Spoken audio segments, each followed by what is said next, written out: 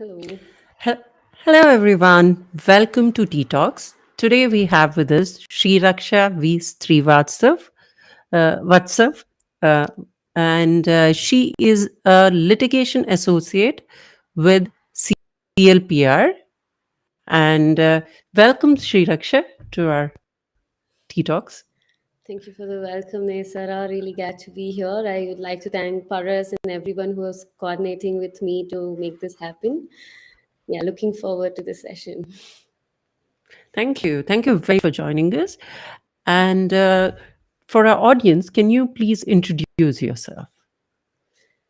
I'm Sriraksha. I'm an advocate. So I graduated from Tamil Nadu National Law University in the year 2019, and after that, I was practicing in Madras High Court, focusing on gender-based violence and several public interest litigation. Currently, I'm the Litigation Associate at Center for Law and Policy Research. I also head the Trans Law Cell here. My main focus is intersection of caste, class, and gender. That's wonderful. For our audience, what is the trans law cell that CLPR runs, and whom can it help, and in what kind of situations? CLPR's focus areas are gender and sexual minorities, and Trans Law Cell is where we provide free legal assistance. It may be just any kind of legal query or legal help, or also assistance in any kind of litigation that may happen in courts. So, for example, it may include name and gender change in official document after a transgender person transitions, or it also may include filing an FIR in the police stations, to filing petitions for finding where the missing partners are. So it includes a variety and range of legal services, which is completely free. And we also have weekly drop-in sessions, that is from 5 p.m. to 6 p.m. on every Tuesdays, and there's no consultation charges, and it's completely free. That's great. There is some such a thing for the community, and it's free. And what are some of the recent cases that CLPR in trans law cell has um, is involved with? So, we do provide crisis intervention as well to several transgender persons, and as well as people from the LGBTQ community. But we have had several successful cases. For example, Jiva versus State of Karnataka, where we had to file a petition before the High Court of Karnataka to get the name and gender change for a transgender person, because the authorities, school authorities, were refusing to change. So after we have filed it, the court directed the authorities to change the name and gender in official educational documents, and also this led to a policy change in the state of Karnataka. So now there is a circular that has been issued by the Karnataka Education Department, where it says that if a transgender person is coming forward to amend their name and gender in official documents like the PUC certificates or the SSLC certificates, they have to accept their request and then look at the documents and also ensure if a court decree is needed, they have to go and get it. So this is important because there was nothing of this sort earlier. And we have also helped. We have recently also filed another case before the Karnataka High Court for a central government employee who identifies as a trans woman, because they were not changing the employee service records. And we have helped several trans persons who were sexually assaulted before the high courts and the trial courts.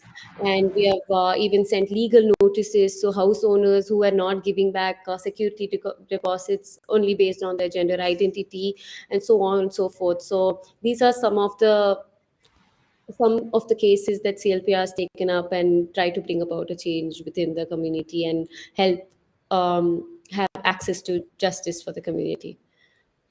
That's great. You talked about the Karnataka Education Board for changing certificates.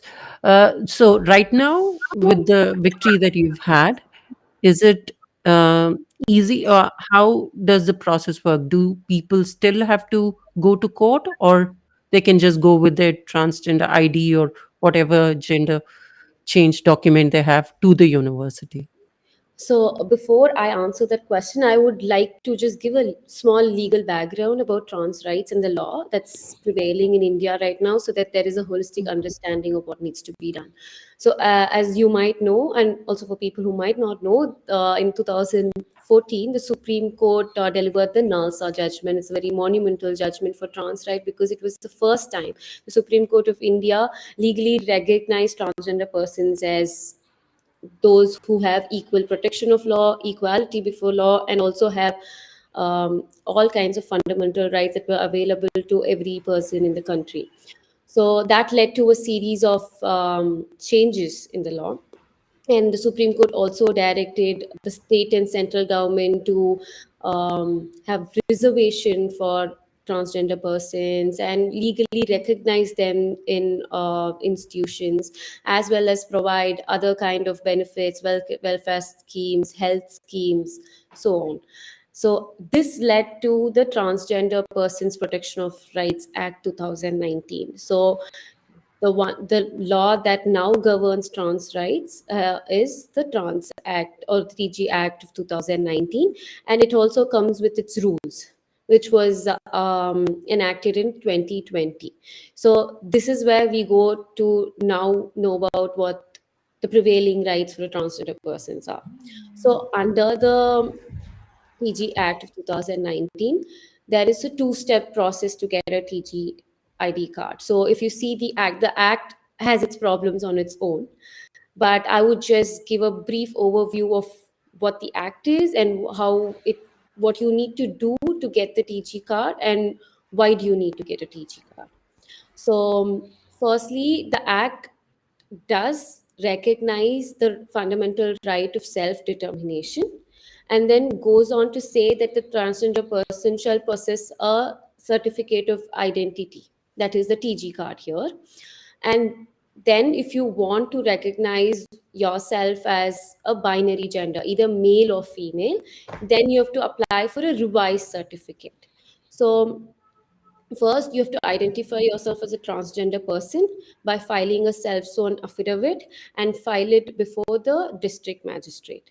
And then, after seeing the veracity of it, the district magistrate issues a certificate of identity, which is the TG Act. So, but now, if you want to identify as a gender, binary gender, or male or female, you have to produce something called a medical certificate showing proof that you have undergone some kind of medical intervention. So while the act says a surgery is required for reflecting your gender as a male or female, the rules are inconsistent with that. The rules dilute the procedure and say medical intervention is any gender affirming procedure, which even includes a psychological report stating gender dysphoria by the doctor, or hormone replacement therapy, or even surgery for that matter. And then, but this should be issued by the chief medical officer or the medical superintendent by the medical institution, which can be either private or public. And after looking and checking at this certificate is only when the district magistrate can then give you the revised ID card. So this inconsistency has caused a lot of problems, and inherently the act undermines NALSA itself, because NALSA recognized that you can every transgender person has a fundamental right to self-determine their identity. They can identify as a transgender person, they can identify as a male, or they can identify as a female without any proof of medical intervention. But this act is in contradiction to that principle, and that is why it's being challenged before the Supreme Court by many trans activists and the community. So, how to apply for this card? So, so the act says that until there is an online facility to do so, you can do it in person or through post. So now there is a centralized national portal, which is called the National Portal for Transgender Persons. So you have to go to that account. This is all completely online, where you need an internet access, you need a Gmail account or a personal mail ID, and you need to create an account, register, and then go through the process of clicking what kind of application you need, and then you complete every step, that is like putting in your dead name, you putting in your preferred name, and having a scanned copy of the documents that's required, like an Aadhaar card or any other government ID like a PAN card. And then you upload the self-sworn affidavit that I'm talking about, where you identify yourself as a transgender person first and you upload it. So this is really difficult for most members of the community, because they don't have access to internet and even a smartphone for that matter. So this has not been really taken into account by the authorities. But we have also heard that people still go in person and apply directly to the district magistrate.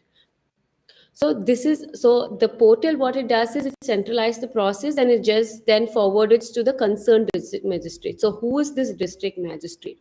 So district magistrate is a judge who's appointed in the area where you're living. So it's like a jurisdictional or territorial judge who takes care of the matters in that area. So you have to submit it before him or her to do so. Uh, so we have had people coming and telling that they have directly gone and submitted, and they keep tabs of what's happening and not as well. So there is a confusion among the community as well, whether it needs to be online or it needs to be offline, because if you because then it also depends on the states, each states in India. For example, I've heard in Tamil Nadu you can file it online and then go check offline. And in Karnataka, people who apply online, they don't know what the status is, but certain districts allow offline as well. So this parity among us of to how to even apply for a TG card is a big problem. So after all this, and you get either the TG card or the revised TG card. So that is the crux of the procedure. So if there's anything else you would like me to add on, I'll do that. Yeah, I have a few questions about this. So, one thing you said is there's no even a psychiatric, because this is a confusion the community has. So, Yes. even a psychiatric evaluation for gender dysphoria will survive for this process, right? Survive for this Yes. process. Okay, that's one clarification. I Second is, my yeah, sorry please. to interrupt. So if you want to know where exactly that's given in the act, so for example, section 7 mandates surgery, whereas rule 2I defines what a medical intervention is. It's rule Okay. 2I, which says that even as any gender affirming procedure, which includes even a psychological assessment report from your doctor, is sufficient. But there is a contradiction in the act itself, and that's problematic. But we Okay. have so many people have pushed it, and they have got with HRT certificates and gender dysphoria certificates. So that has been happening. So that Yeah. way, it's better this way. Okay, so they can get their binary gender markers through Yeah. this. And what if, when it goes to a district magistrate, he insists on surgery? He says, okay, there's no surgery document. So, in such situations, what can be done? So I till now told you what happens to get a certificate if it's been approved by the district magistrate. So there is a Mm. separate process if this application is being rejected on some grounds. For example, once you file an application, technically within 30 days you have to get the TG card, and then if you don't get it, or if it's being rejected for any kind of administrative reasons, or if you have not submitted your affidavit properly, they should let you know, they should intimate that it's not being done properly, so you have to do it again. So or if they reject saying that you haven't produced any medical intervention for the first step, that is just getting a TG card in itself, that is a violation under the act.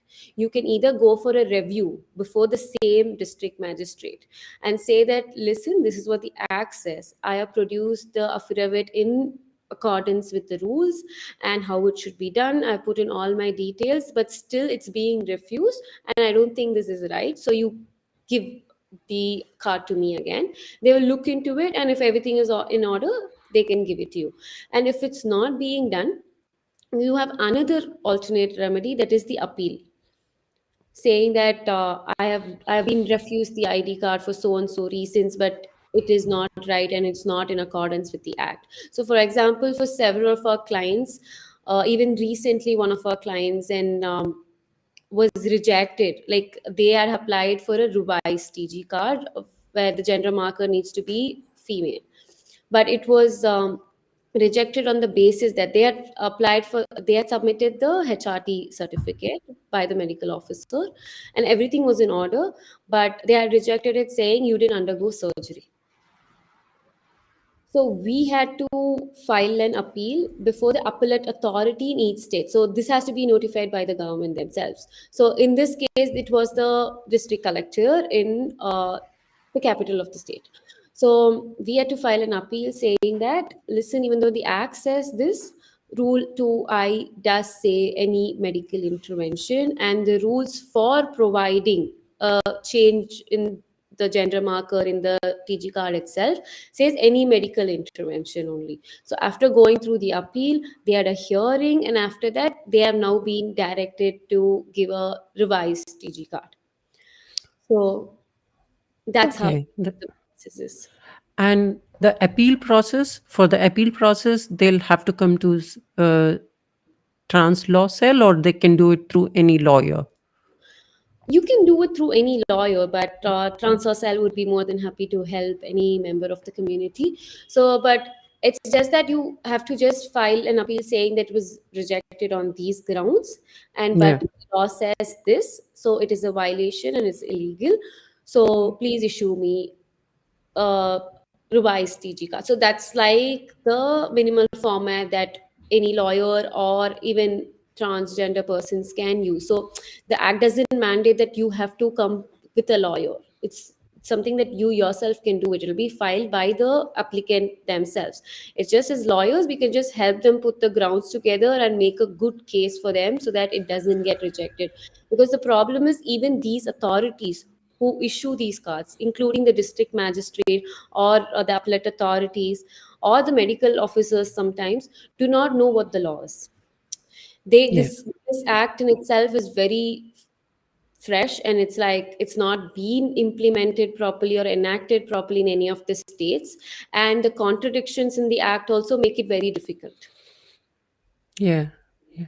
And the and the hearing that you said, is it something like a court hearing that happens in the court, or is it something in the office of the? So it depends on so for example, in this case it was before the district collector Mhm. in the particular state. So you just have to go to the office and keep Yeah. following up, and it was just like they just called the person and they said, okay, today is your appeal, we are going to hear your case. They just say what the problem is, and then it's not like a court setup. Okay.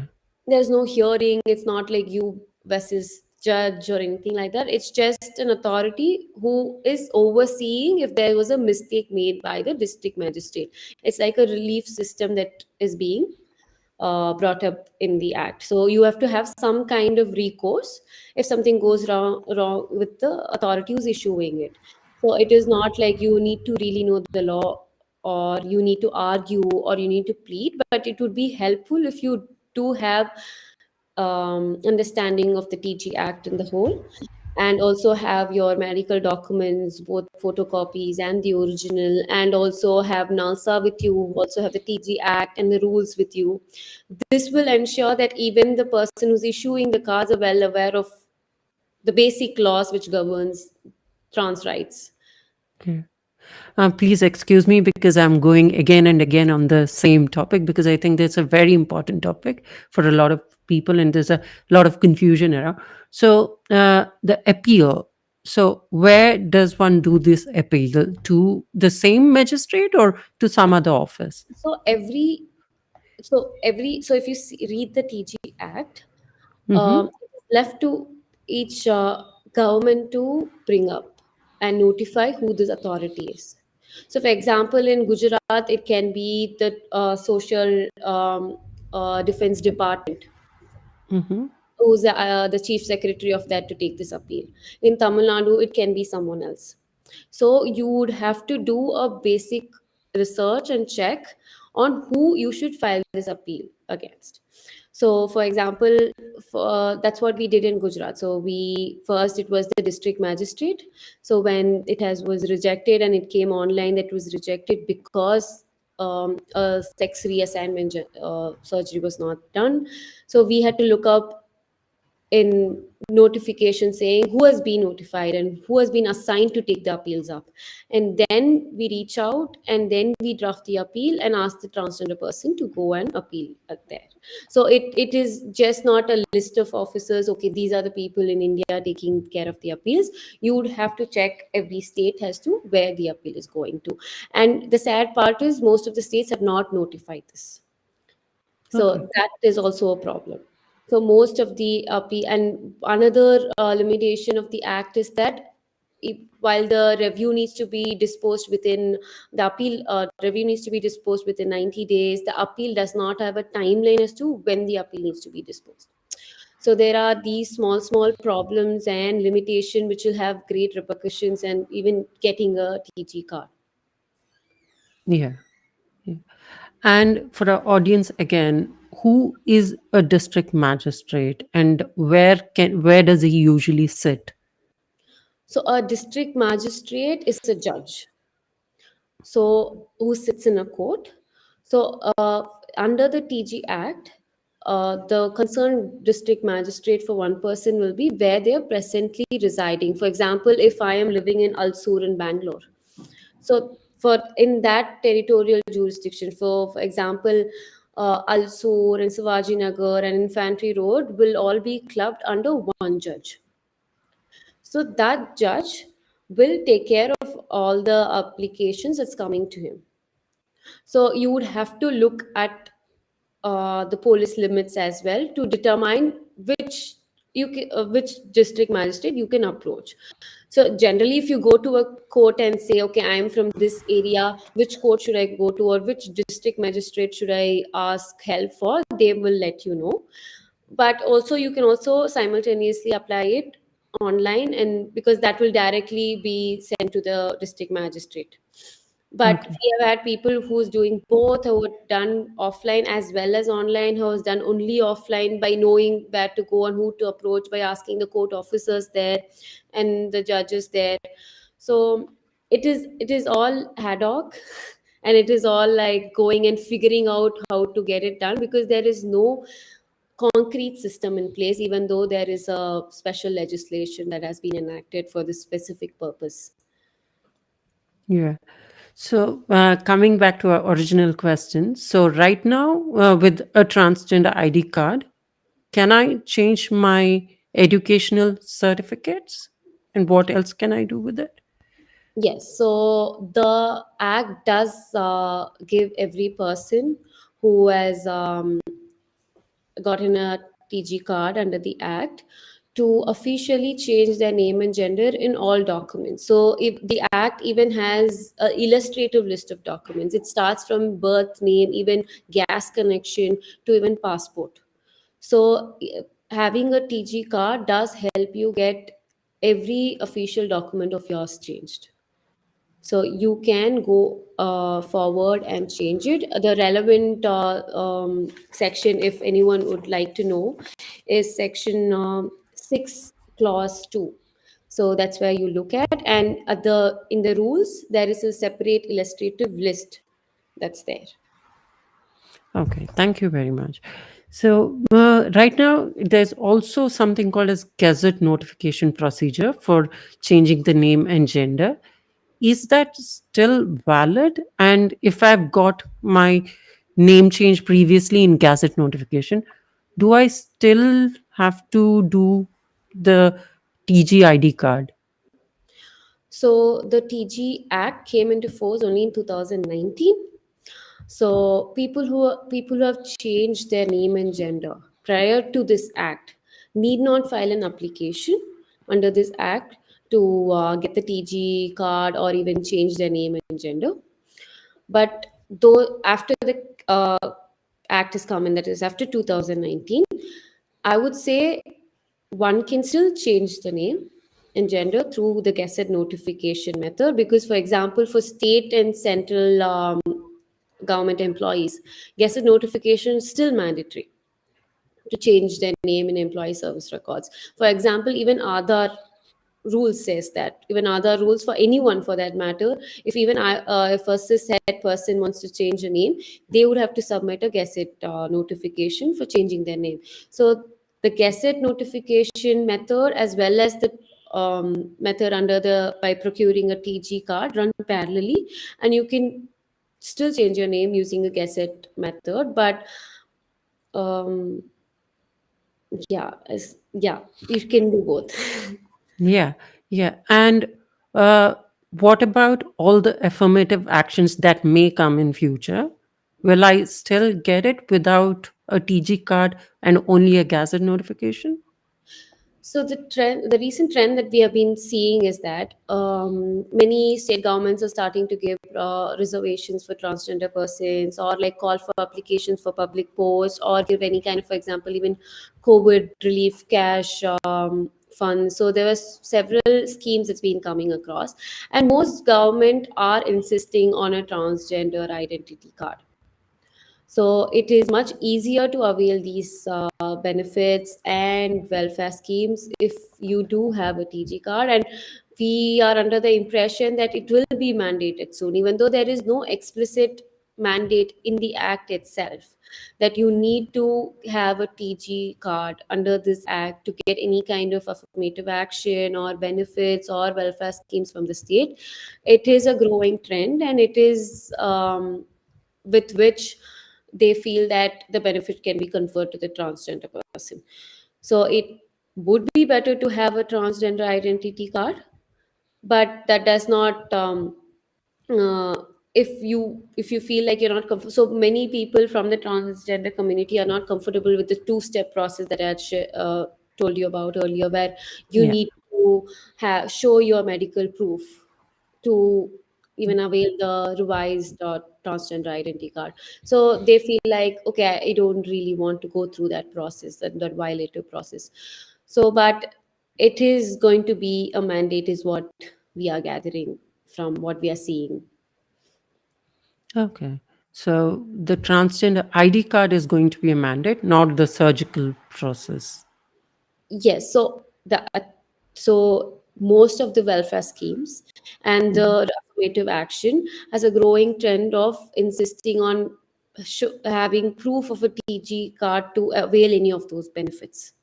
Okay. So it's always better to have one if you plan to have access to those benefits, social benefits, or it can be any kind of affirmative action. And but some are still, like I said, some are still apprehensive about the two-step process, that you have to show your medical intervention. But we have had many clients come and say they do insist on TG cards. So, and they have gone and then applied for TG cards and gotten it for applying for a specific police constable post, or like availing ration benefits, or getting cash for COVID Yeah. uh, assistance. So it is a growing trend that you do need a TG card to avail these. Okay. And based on TG card, okay, this educational, we've asked our audiences for some questions. So educational certificate is again a recurring theme. So based on TG card, how do I change my educational certificates? So, like I said before, the TG Act says that you can change any official document, which includes educational documents as well, to change your name and gender. So, with the TG card, you can make a representation to CBSE or your current state educational board to like send a representation saying I was so on and so forth, but I've been identifying as so on and so forth, and I've also have procured a transgender identity card, and here's a copy of it. So please update the name and change. So, and they are bound to make the change and give it to you. Okay, thank you. Now I have a question about marriage. Can a transgender person, maybe binary or non binary, marry in India? So, NALSA judgment, like I said before, recognized every transgender person's right to marry. But as you know, the personal laws which govern marriage adoption have not been adopted yet. And like in India, marriages are governed by your religion. Correct. So, for example, Yeah. if a transgender person who who grows up to be a Hindu, and they identify as a binary person, then they can get married and registered under this act. So there was a Madras High Court case. I'll just tell you the name for that. It's a Madras High Court case called the Arun Kumar versus Inspector General of Registration and others. So in this case was filed because the marriage register failed, just refused to register a marriage between a cis person and a trans woman. Hmm. And then this went to court, and the court recognized NALSA and upheld it, saying that you have to interpret law. So, because in Hindu Marriage Act, under which these people were trying to register the marriage, it only says bride and groom. So the court interpreted the word bride under the umbrella of NALSA and said that a trans woman would be given the recognition of a bride under the Hindu Marriage Act, and they are entitled to marry, and it should be registered under the act. There was another case by Madras High Court which starts with the name Mansoor Rahman, where it was held that a marriage between a cishet person and a transgender person is also bound for police protection. So the laws till now have recognized a marriage between a heterosexual and a transgender person who has identified with binary gender. But a transgender person who does not align with both or with recognized as a third gender, those marriages have not been recognized. Okay. So the current issues that were there, these were people who had binary gender on their IDs, but still based on their appearance, the marriage registrar refused to Yeah, register the marriage. they I we don't know the exact specific of whether they had gone through that or not, but I think they had gone through surgery at that point, and they Hmm. identify as a trans woman. So based on that, they said yes, you can go ahead and register the marriage because they come under the term right based Yeah. on the NASA judgment. But just a transgender person who's non-binary, Mhm. till now, it has not been recognized. However, live-in relationships are allowed now thanks to the decriminalization of 377 and everything else. Live-in relationships are there, but it's not a marriage equivalent. Okay. And you also said that trans marriage between a cishet man and a cishet person and a trans woman or a man is also eligible for police protection. What does that mean? So, for example, when these kind of marriages happen, so there is a lot of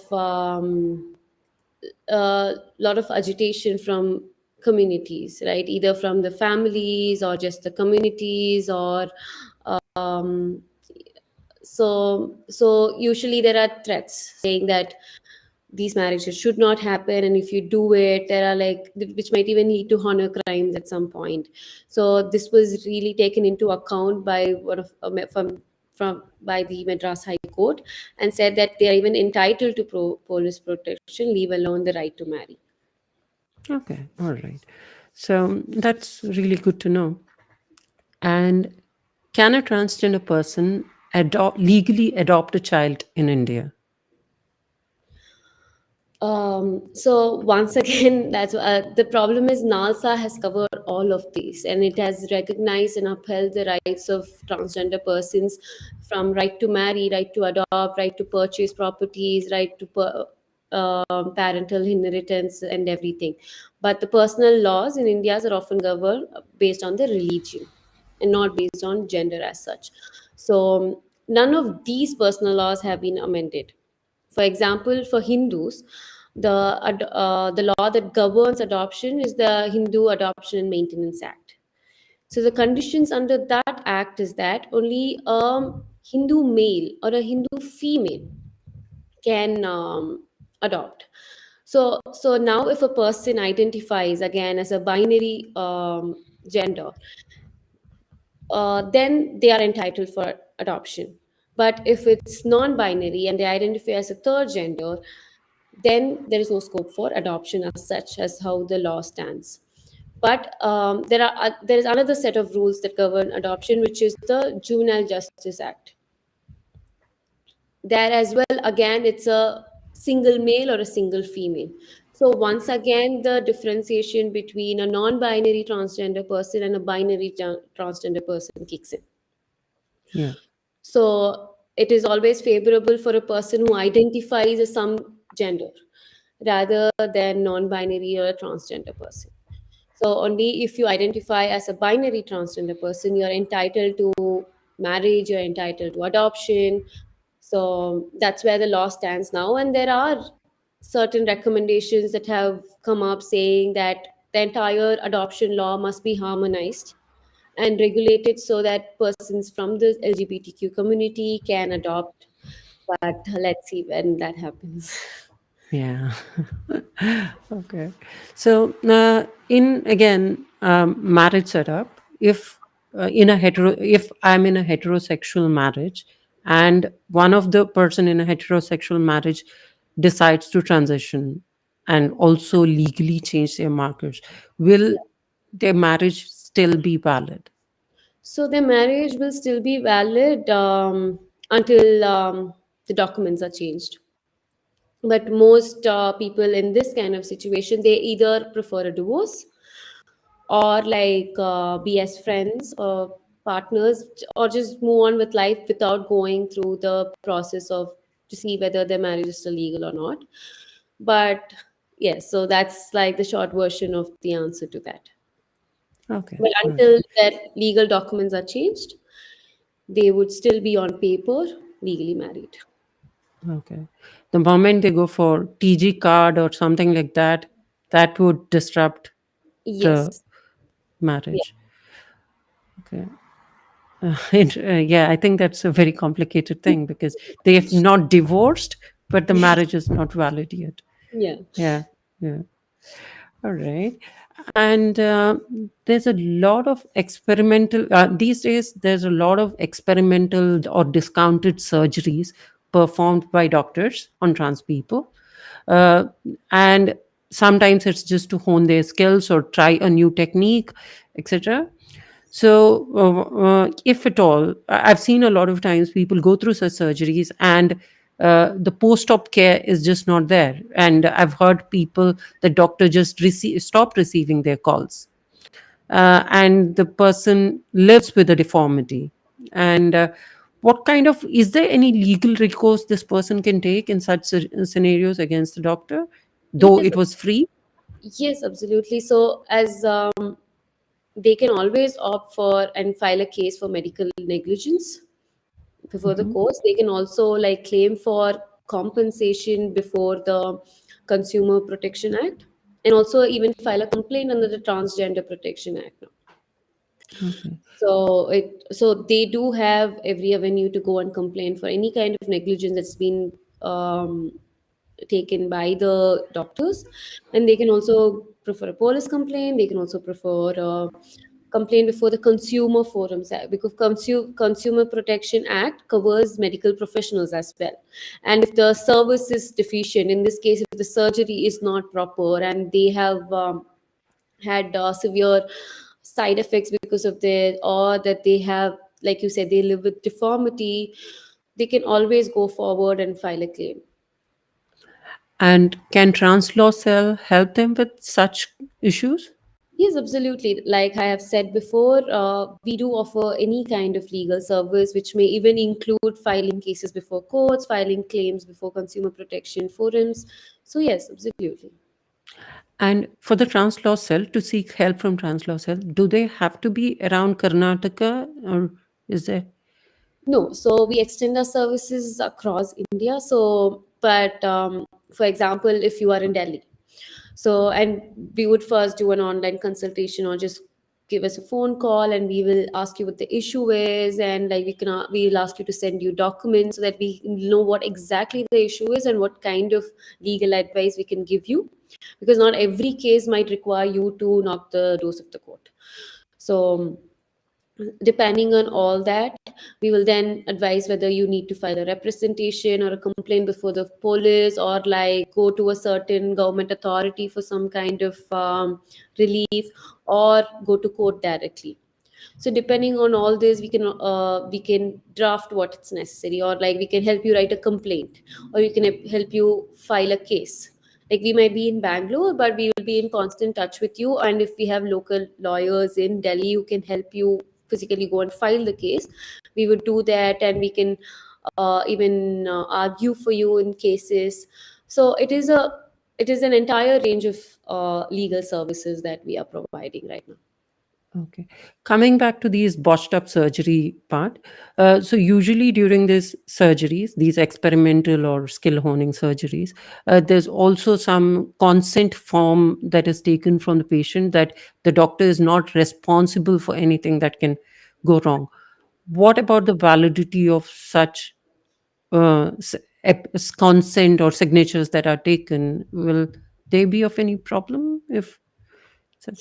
So ultimately, that consent form is like a disclaimer that the doctor is trying to tell the patient, okay, this might happen. But for you to claim any kind of negligence, or for you to claim any kind of compensation, or for you to know that there's been like fundamentally something wrong with the surgery, there needs to be a higher threshold saying that, okay, this is what I signed up for, but this has happened. And if you are able to make a case for it, regardless of whether you have signed the consent form or not, you can always go and seek relief, legal relief, or any kind of judicial relief for that matter.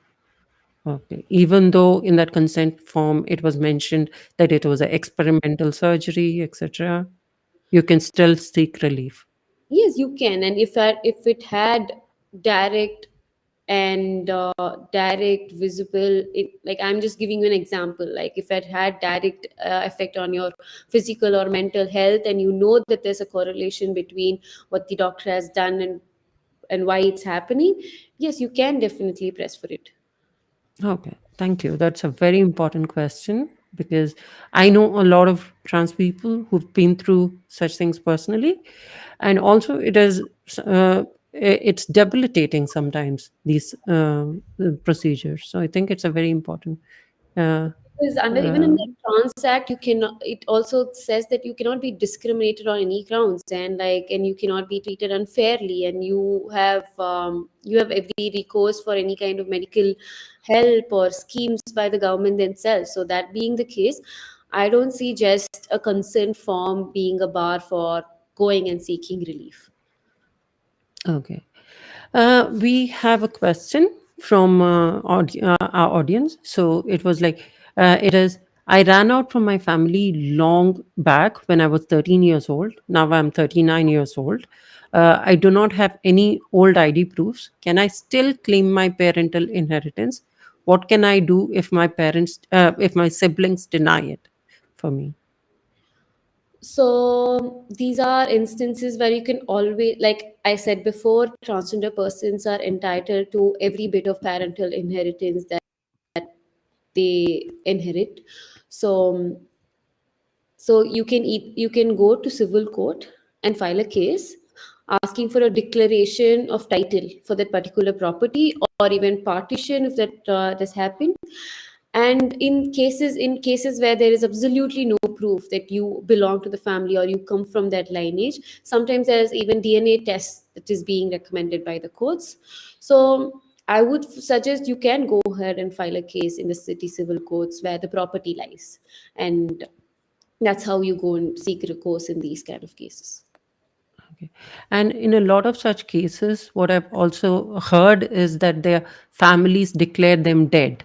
So is it how is it legally taken uh, to claim someone as dead to just get their property? Is it a criminal offense to do something like that? It is certainly illegal to do it because you're also like misrepresenting the the actual facts.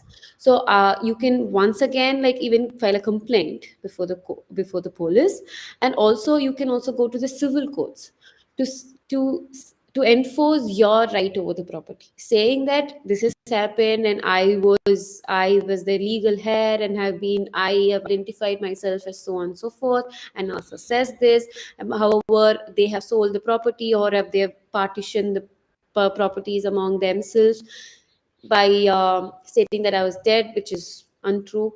And then you can seek your remedies, because there's something called declaration of title where you go to courts and say and affirm that this property belongs to you, or like you file a suit for partition and say give my share of properties. So these are simple remedies that they can go for, but it might take quite a while to get a relief, but it's certainly a recourse that you can consider. Okay, thank you. And what about our personal properties that we have brought pre-transition? Can it be easily transferred to our current names and current ownership?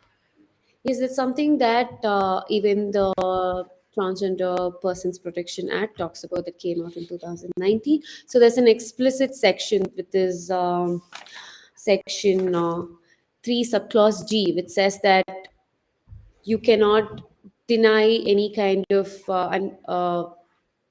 enjoyment of transgender persons over their purchase of property, or even rent, or even over rental properties, or you can't make them discontinue what they have been enjoying over those properties.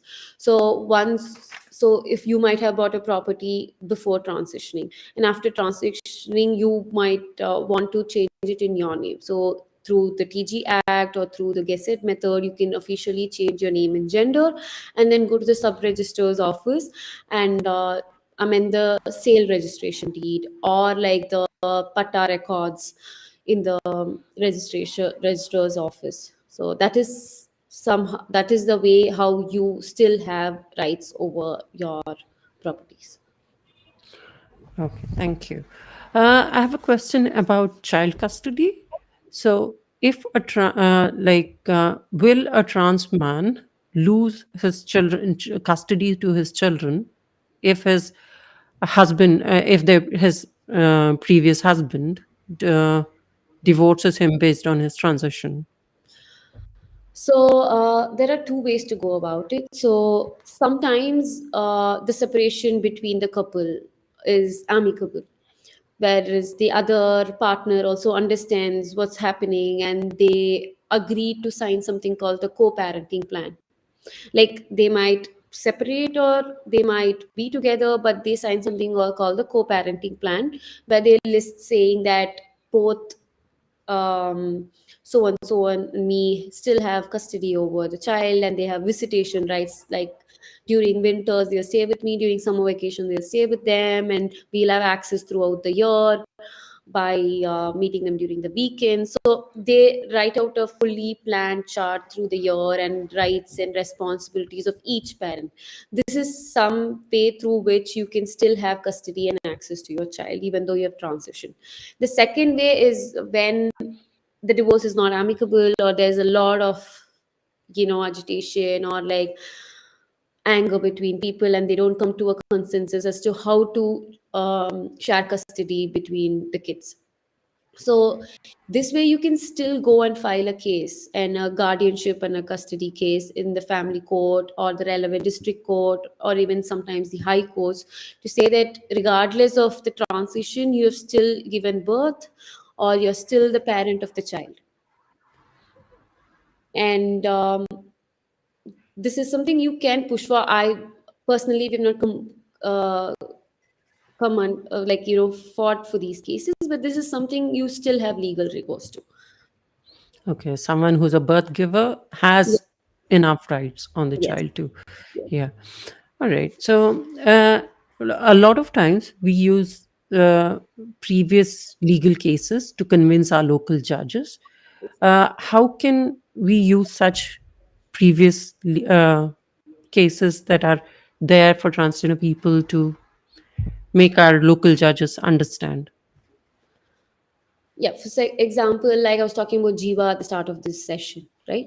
So if your education authorities are not like consenting to update your name in their educational records and give a copy to you, you can always take a copy of Jiva case saying that, listen, this happened in Karnataka. And the respondents were the authorities who were questioned by the court, where the Karnataka State Education Board and the PUC authorities, and they had in the same similar issue had directed the authorities to go on and change the record. So in law, we call this something called precedence, that a similar set of facts has already happened, and it was a similar issue that was raised before a particular judge, and the judge looked at all the prevailing laws and gave a favorable decision to me.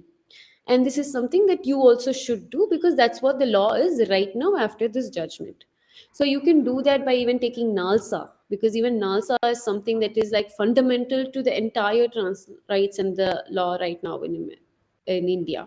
So there is NALSA, there is all these small, like for example, for right to marry, and your marriage registrar is not registering the marriage between a heterosexual and a transgender person, you can always show them the Madras High Court judgment and try to enforce them and see they have taken everything into consideration. Whatever objections that you are quoting, everything is there. And they have said that it's wrong and it's illegal and you have to register the marriage. So this is through which you try to educate the authorities that about your rights and also get to enforce them in a legal Okay. manner. Okay. So, how can I find cases similar to mine? Is there a website, or can I go to the court website, or somewhere I can research if there are cases relating to transgender people? So CLPR has consolidated most of these laws, including legislation that is the acts such as the TG Act 2019, and even relevant case laws under different themes like right to marry, adoption, inheritance, and under the we under a database called the South Asian Translaw database. I'd be happy to share it with you, the URL of that Yeah. database, which Yeah. has a collation of all legal documents that gives an entire picture of what the transgender rights are in India, but as well as in South Asian countries as well. For example, what is there in Pakistan, what is there in Nepal, what is there in Sri Lanka. So that would be hugely beneficial, and it's very easy to access. And because every judgment is put under a theme, for Yeah. example, legal recognition for gender markers, so that you will find some 2 3 cases, and for example for right to marry you will find 3 cases, and for example and like for appeal against TG cars you'll find 1 case. So you will it's very intuitive website where you can just go and search for what kind of issues you're facing, and if there's something similar that has already been discussed by the courts and given a judgment which is favorable to you. There's also a summary for each judgment, so that you don't sometimes you might not even understand the legalese that's used in the judgments, but the summary will help you understand what the core issue is and what ultimately the judge said. Okay, that's good to know. And how can a trans person reach CLPR? Is there a number or a website, or how can they get in contact with CLPR? A email address? Or? Yeah, so we have reach out at clpr.org.in.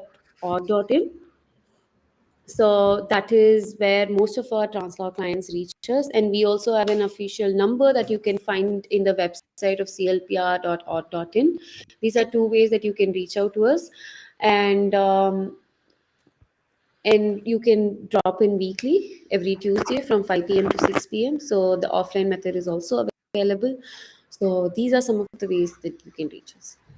All right. Thank you. Thank you so much, Sriraksha. It was a lot of information, and I think I'm sure it has helped a lot of transgender people, and it will help in future as well. Thank Thank you. you.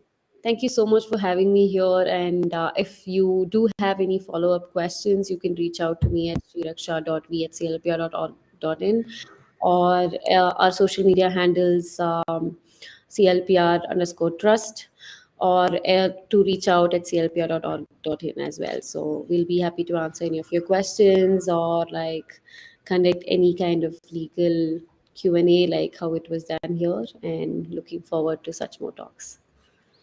Thank you, everyone. Thank you for the time and attention. Bye. Thank you. Bye bye.